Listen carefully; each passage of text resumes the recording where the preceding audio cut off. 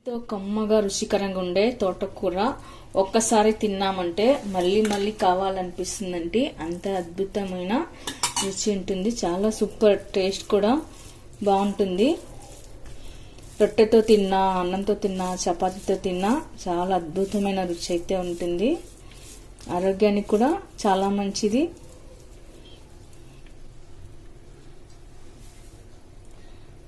మనం తోటకూర చేసేటప్పుడు ఇవన్నీ వేయడం వల్ల మరింత రుచి ఉంటుందండి. తోటకూర చాలా బాగుంటుంది.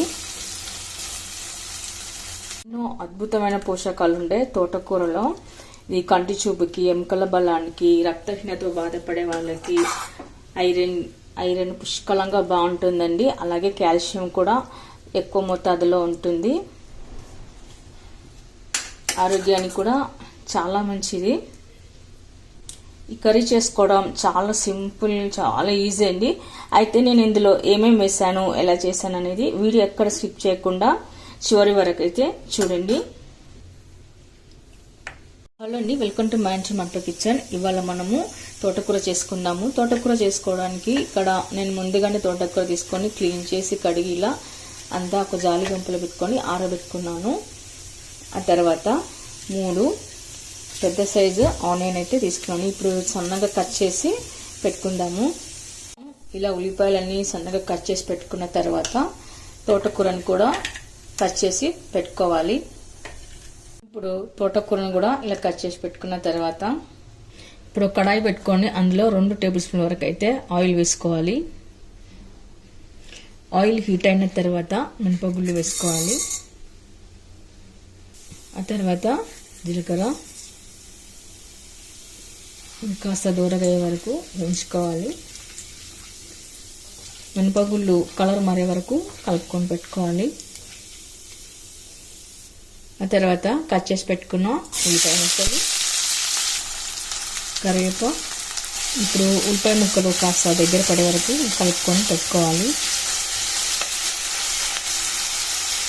ఆ తర్వాత పచ్చగా దంచి పెట్టుకున్న 3 వెల్లుల్లి రెబ్బలు, ఇలా ఘాట్లు పెట్టుకున్న 2 పచ్చిమిరపకాయలు, పసుపు, ఉప్పు కొద్దిగా, ఇవన్నీ వేసాక ఒకసారి కలుపుకొని పెట్టుకోండి.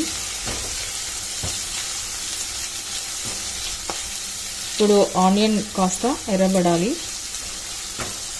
కాస్త కలర్ మారే వరకు కలుపుకొని పెట్టుకుందాము. నేను ఇక్కడ 1/2 అవర్ ముందు నానేసి పెట్టుకున్న పెసరపప్పు అయితే వేస్తున్నాను.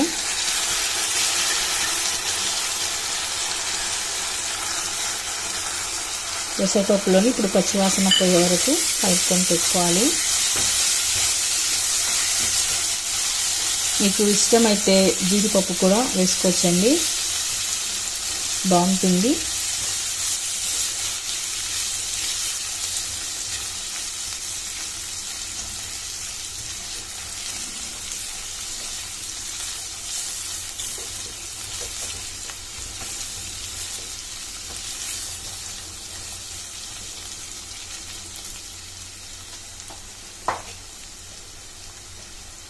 ఆ తర్వాత మనము కర్రీలోకి వేయించి పొట్టు తీసిన పల్లీలు వేసుకొని కచ్చాపచ్చగా దంచుకొని పెట్టుకోవాలి.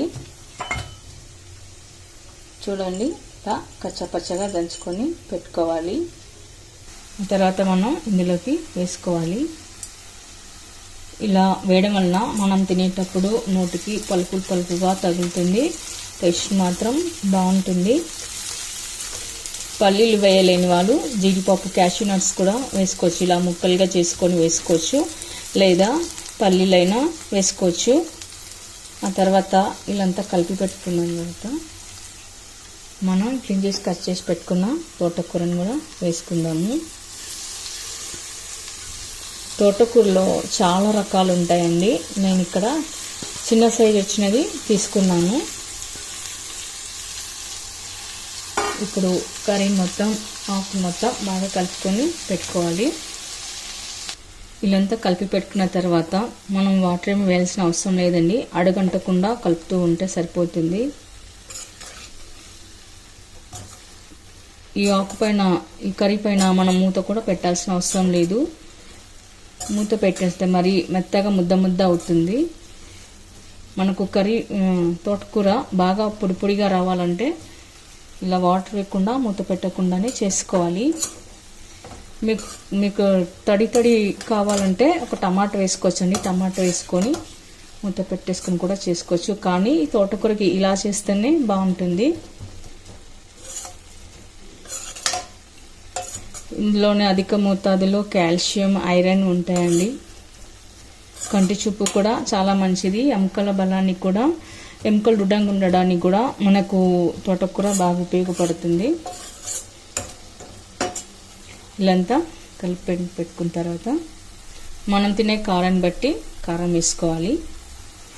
ధనియా పొడి, రుచికి సరిపడా ఉప్పు, తర్వాత కొద్దిగా జీరా పౌడర్. ఇప్పుడు ఇవన్నీ వేసాక ఒకసారి కలుపుకొని పెట్టుకుందాము. ఈ కర్రీ జస్ట్ మనకు 5 to 10 minutes లోపల అయిపోతుందండి. జొన్న రొట్టెకి మాత్రం సూపర్ టేస్ట్గా చాలా బాగుంటుంది. జొన్న రొట్టెకి, చపాతీకి, రైస్లోకి అన్నిట్లోకి బాగుంటుంది. త్వరగా కూడా అయిపోతుంది. చాలా సింపుల్, ఈజీగా మనం చేసేసుకోవచ్చు. ఓకే అండి, ఆకైతే మొత్తం మగ్గిపోయింది. ఇప్పుడు మనం సర్వింగ్ బౌల్లోకి తీసుకుందాము. బౌల్లోకి తీసుకునే ముందు పైన కొత్తిమీర వేసి గార్నిష్ చేసుకుందాము. చూసారుగా, గుమగుమలాడే తోటకూర అయితే రెడీ అయిపోయింది. మరి మీరు కూడా ఒకసారి ట్రై చేయండి. మీకు ఎలా కుదిరిందో కామెంట్స్లో పెట్టండి. లైక్ చేయండి, షేర్ చేయండి. తప్పకుండా మన ఛానల్ని సబ్స్క్రైబ్ చేయండి. Thank you for watching.